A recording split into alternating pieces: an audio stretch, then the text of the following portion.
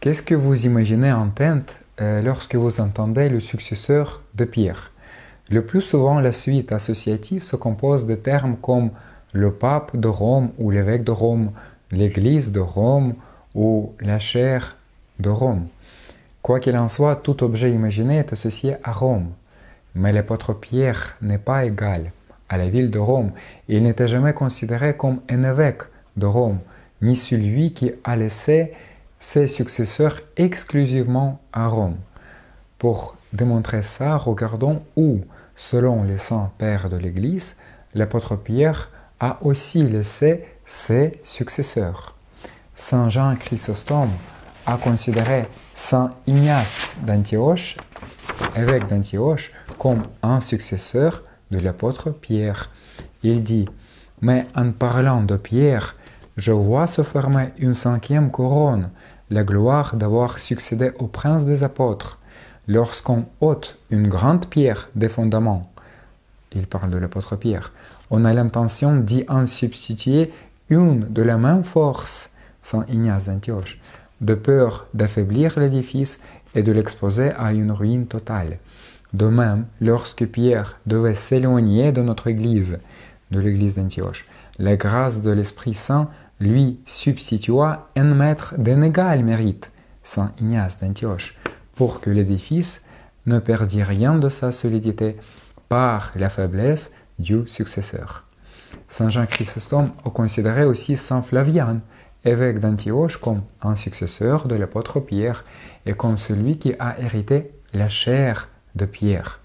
Il dit « Mais en parlant de Pierre, il me vient en pensée un autre Pierre, l'évêque d'Antioche Flavian, notre père, notre maître commun qui, héritier de sa vertu, a aussi hérité de sa chair. » Si Saint Jean Chrysostome considère le 2e évêque d'Antioche, Ignace, et le 39e évêque après l'apôtre Pierre, évêque Flavien, comme ses successeurs, alors selon le raisonnement par récurrence, on peut supposer que tout évêque d'Antioche est un successeur de l'apôtre Pierre. Saint Pape Alexandre d'Alexandrie, oui, les évêques d'Alexandrie ont été aussi appelés les papes.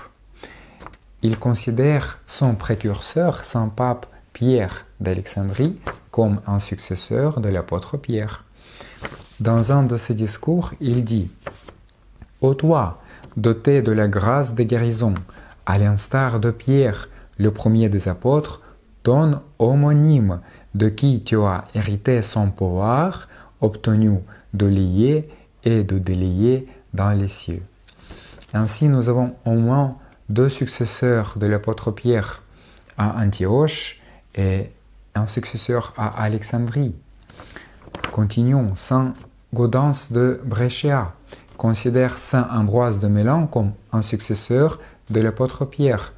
En sa présence, il dit « Car Ambroise de Milan, qui est présent avec nous et qui est notre Père commun, il parlera du Saint-Esprit qui le remplit, et de ses entrailles couleront les fleuves d'eau vive. En tant que successeur de l'apôtre Pierre, il sera la bouche des prêtres qui se tient autour. » Saint Théodore le Studite se voit comme un successeur de l'apôtre Pierre. Il dit « Bien que je sois un pécheur, je suis un gardien du pouvoir de lier et de délier devant le Seigneur qui, en la personne du premier et grand apôtre Pierre, m'a dit « Ce que tu lieras sur la terre sera lié dans les cieux, et ce que tu délieras sur la terre sera délié dans les cieux. » Retournons à Alexandrie. Saint Pape de Rome Grégoire le Grand, dans sa lettre à Saint Euloge, pape d'Alexandrie, dit que ce dernier occupe la chaire de l'apôtre Pierre, et donc il est successeur de l'apôtre Pierre. Il dit « Votre très douce sainteté m'a beaucoup parlé dans sa lettre de la chaire de Saint Pierre, prince des apôtres, disant que cet apôtre y vit encore lui-même dans ses successeurs. Or, je me reconnais indigne non seulement de l'honneur des chefs, mais d'être compté au nombre des fidèles. Cependant, j'ai accueilli volontiers tout ce que vous avez dit, parce que vos paroles touchant la chair de Pierre venaient de celui qui occupe cette chair de Pierre. » En plus, Saint Pape Grégoire le Grand considère que non seulement tout évêque d'Alexandrie s'occupe la chaire de Pierre, mais aussi tout évêque d'Antioche et tout évêque de Rome occupe la même chaire de l'apôtre Pierre. Dans une de ses lettres au pape Euloge d'Alexandrie, il écrit « Quoiqu'il y ait de nombreux apôtres, le seul siège du prince des apôtres a prévalu par sa principauté, lequel siège existe en 3 lieux. Car c'est lui qui a rendu glorieux le siège dans lequel il a daigné de se reposer et finir la vie présente, donc le siège de Rome. C'est lui qui a illustré le siège où il envoya l'évangéliste, son disciple, le siège d'Alexandrie où il a envoyé l'évangéliste Marc. C'est lui qui a affermi le siège dans lequel il s'est assis pendant 7 ans, quoiqu'il dût le quitter, le siège d'Antioche. Donc, puisqu'il n'y a qu'un siège unique du même apôtre, et que 3 évêques sont maintenant assis sur ce siège, par l'autorité divine, tout ce que j'entends dire de bien de vous, je me l'impute à moi-même.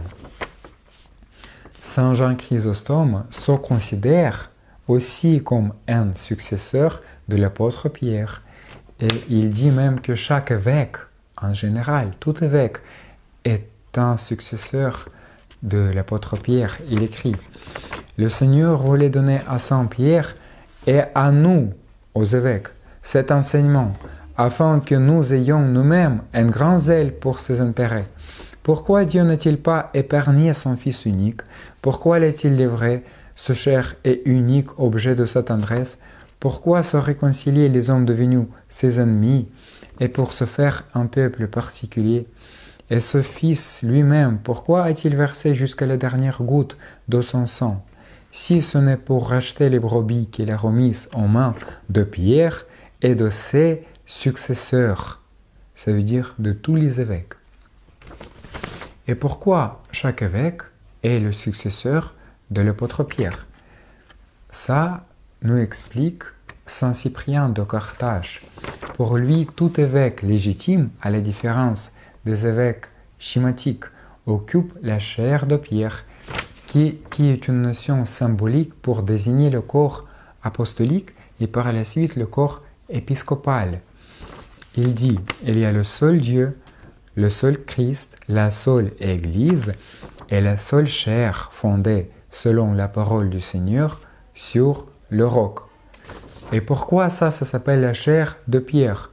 Parce que l'apôtre Pierre était le symbole ou la figure de l'union apostolique. C'est lui qui confesse la véritable foi de la part de tous les apôtres, c'est lui qui, étant un symbole de l'unité de l'Église, comme dit saint Augustin, entend la promesse d'obtenir les clés du royaume qui ont été remises par la suite à tous les apôtres et à toute l'Église. En effet, comme Pierre personnifiait l'Église, en lui toute l'Église reçoit le sacerdoce et les clés du royaume, c'est-à-dire le pouvoir de lier et de délier les péchés. Alors, Saint Cyprien de Carthage continue. Notre Seigneur, dont nous devons révérer et garder les commandements, régla en ce qui concerne les égards dus à l'évêque.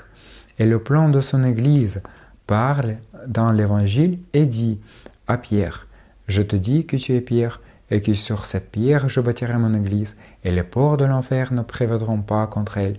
Je te donnerai les clés du royaume des cieux, et ce que tu auras lié sur la terre sera lié dans le ciel, et ce que tu auras délié sur la terre sera délié dans le ciel. » De là découle, à travers la série des temps et des successions, l'élection des évêques et l'organisation de l'Église.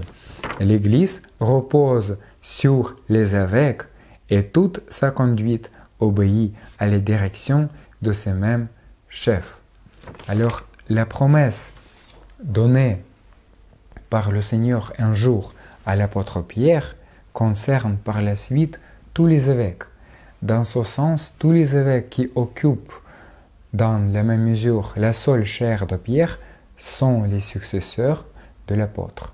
Ainsi, pour l'Église du premier millénaire, les paroles successeurs de l'apôtre Pierre ne concernaient pas exclusivement les évêques de Rome, mais aussi les évêques des autres sièges comme d'Antioche ou d'Alexandrie, et dans le sens sacerdotal et dans les promesses données à l'apôtre Pierre du pouvoir lié de délier les péchés, tous les évêques légitimes sur lesquels repose l'Église sont ses successeurs.